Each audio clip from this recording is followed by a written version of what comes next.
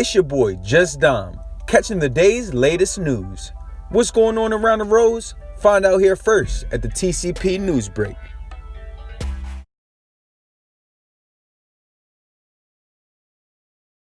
Okay. All right. So good morning, guys. We are here with the TCP Newsbreak. This is Lady L, and I have the awesome pleasure of being here with Miss Brenda Boucher of, and I'm pretty sure I butchered your last name. It's Busher. That's okay. Busher. All right, family. We're here with Brenda Busher for the TCP Newsbreak. She's going to share with us about Central Market, and we're just going to get an update on what happened previously when our community member decided to take a visit to Central Market with his assault rifle. How are you this morning, Brenda? I'm doing all right. How are you? I'm good. Thank you for joining us today. So for some of our viewers who aren't already aware, can you just fill them in on what happened last week at the market? Sure. So last weekend, last Saturday, we had a customer come into the market who was carrying a firearm. It was an AR-15 type weapon, and he entered the market, did his shopping, didn't cause any harm to anyone, but it certainly was very shocking to people who saw him and are not used to seeing that kind of firearm in market. It was very frightening, I think, for some of our employees who were working there and customers who saw him. And so another customer took a photo and posted it on social media, and that got passed around and has really created a lot of debate in our community about that situation. Oh yeah, I bet. And I know that there's been a lot of talk because it seems like people are a little bit confused, because I know a lot of people, especially advocates of gun laws, are like, oh, well, it's an open carry state. It's perfectly fine for him to go into the market with his weapon. But I think the confusion is that our community, especially, it's a welcoming city. For the most part, everyone, there's like a 6 degrees of separation between our entire town.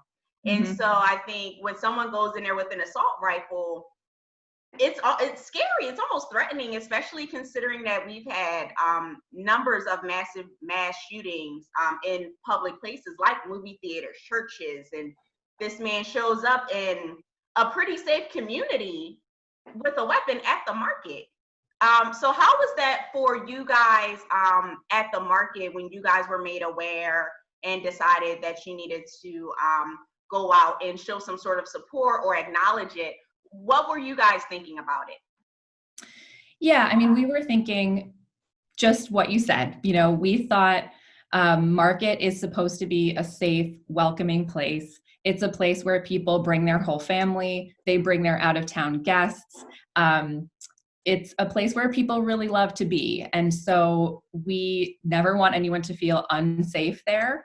And so absolutely, I think we heard immediately from our community, the people who work there and the people who shop there, that, you know, this is not something we feel comfortable with. And what are you going to do to help make sure that we feel safe there? So I think there was no question for us that we had to address it and make sure that we explain to people what the law is, because like you said, I think that causes a lot of confusion for people.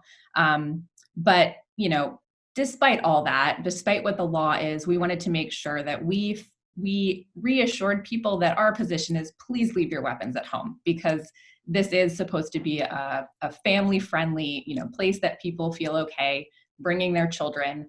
And that was the message that we wanted to get out.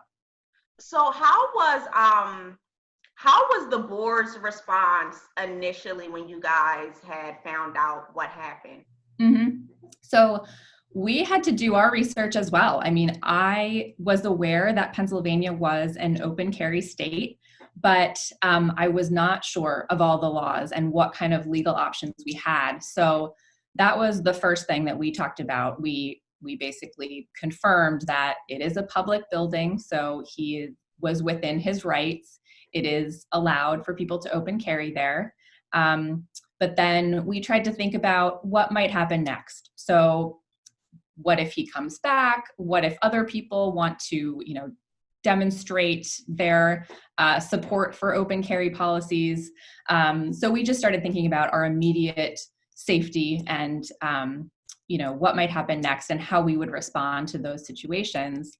And then we also just re-examined our internal policies. So how we have staff monitoring the market at all times, and how we contact emergency services if we have to, if we did have some kind of an incident we had to respond to. So those were the things that we thought about, just making sure that all of our policies are set to handle any kind of situation that might make people feel uncomfortable. Awesome, awesome. It definitely sounds like you guys might have had to take a look at your policies and procedures. Mm-hmm. Yeah. Awesome, awesome. Well, I know that the market has been a staple in the Lancaster community. For our audience, can you just share more about the historical context of the market in our community? Sure. So it's been a market square since the 1700s, and the building that stands there now has been there since 1889. And now it is home to more than 60 independent businesses. They are small, locally owned businesses. That's really where our heart is. We want to help new businesses succeed. And I think that, like I mentioned earlier, it really has become part of people's history. So people who live in Lancaster, many people have been going there their whole lives, had parents or grandparents who worked there. And so it's definitely an important part of a lot of people's daily lives in the community. Yeah, it definitely is. I'm from Philadelphia, and I know I love Central Market. It kind of reminds me of like Reading Terminal Market. Mm-hmm. So yeah. it has a really nice feel, and I love all the independent owned shops and restaurants, and there's just stuff that you can get at the market that you can't get anywhere else, or you don't have to drive out into the county to get fresh produce or even fresh meat. Right. And with everything that happened with COVID-19, we've been open all along. Most of the businesses in market are essential businesses because they are selling food. And when this all first started, there was a lot of fear, I think, about food security. Grocery store shelves were not looking so full sometimes. And so it was really important to us. And we realized that fresh food source in the city is something that is really valuable. And it's important to us to be there to continue serving the community there. Awesome. And you know what? A part of serving the community is making sure that everyone feels safe. So I really do appreciate that. Now, is there any way, how are you guys going to roll out any updates and information as far as visitors, safety, and expectations? How do you guys hope to roll out this information to the public?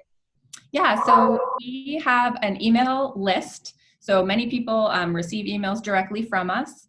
And then we have our website, centralmarketlancaster.com. So people can sign up for emails there. We are also on social media. You can follow us on Facebook and Instagram. And especially during this time with some businesses reopening, we've been really encouraging people to keep up with our social media to know which businesses are open, who's offering pickup and delivery. And we would also be using those channels with any updates about our policies. Awesome. Now, I do have a question. I feel like our audience might ask this. The gentleman who came in with his weapon, will he be welcomed back into the market, or is it going to be like you can come with your weapon as long as it's like small or a handgun, or what are you doing specifically moving forward with the gentleman who kind of brought negative attention to the market? Right. It's a really good question. And we do, in some cases, have to ban specific people from the market. We do that extremely rarely. And we do that when people are breaking the law in market, really. And so in this case, again, although we really don't want to see that again, it is legal. And so most of our policies are focused on, if anybody sees something, say something, we'll respond to it as needed. But again, even people we disagree with, because we're a public place, we, try to not ban people unless somebody's really breaking the law.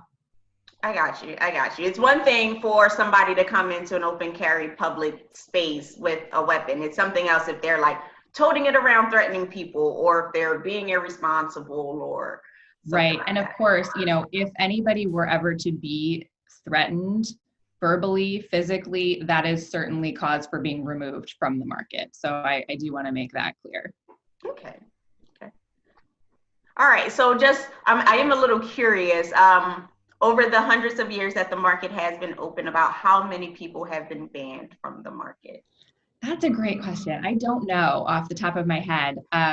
The staff would know, but it is a very small group. Most people, as you know, in our community are not causing trouble, right? They're not there to cause problems for us. So we really don't have a lot of trouble with people in market. People are great for the most part. Awesome. I know I've never really seen like security or anything like that in the market. It's, it's almost like we just work on like these societal expectations of behavior.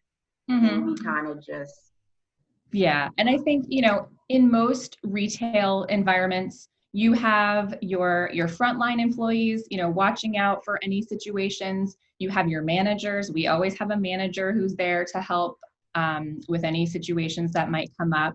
And then we do also pretty regularly have city police officers who are just kind of in the downtown area. Market is a part of their typical places where they're monitoring. So I do think if people see police officers in market, they shouldn't be alarmed. That's not unusual. They kind of come through while they're around downtown. So those are the different things that you might see in market. And what kind of shops are in there? I know that we do have a lot of produce and meat supplies, but what other things can I purchase at the market? Yeah, so we try to make it really well balanced so that you can get everything you need. So like you said, definitely the fresh foods, produce, meats, fish, chicken, and then we have kind of the shelf stable goods. So your jams and jellies, herbs, dried goods. And then we have other vendors who offer things like flowers and soaps, homemade goods like that. We have pet bakery offering pet treats. So there's a good variety of things in there. Oh, and I can't forget baked goods, right? I mean, everybody's there for their donuts on Saturdays. So if someone was interested in being a vendor over at Central Market, how would they go about doing so? Yeah, so our website is a great place to go look for our vendor application. We're full right now. We have a great group of vendors, but we do regularly have businesses turn over, expand, and move elsewhere. So we do have spaces that come open.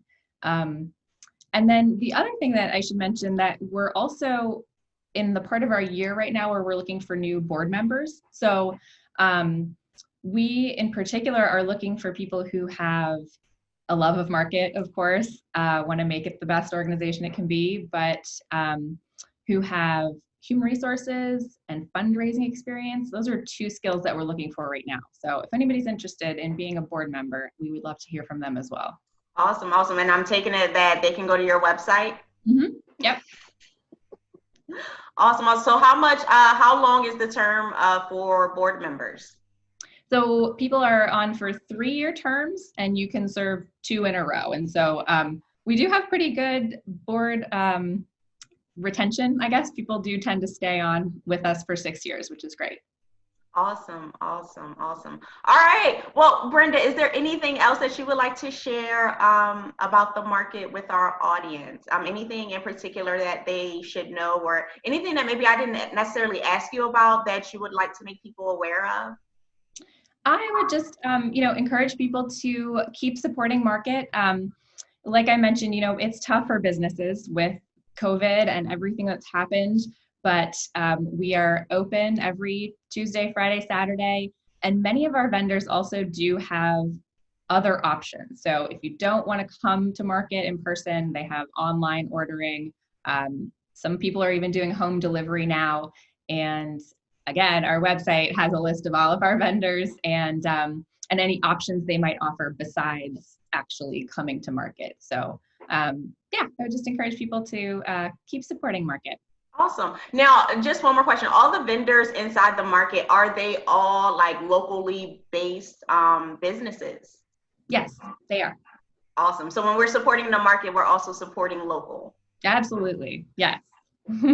Fantastic. Well, thank you so much, Brenda. Thank you for sharing the information about the market and what the board is doing to move forward to just make sure that everyone in the community is feeling safe and welcome. I do want to thank you for joining us this morning. Thank you for taking time out of your busy schedule to hang out with us. Yeah, that's it. Is there anything else, anything you want to say before we go? No, just thanks for having me. It was really great to talk to you. You as well. All right, guys, back to the show.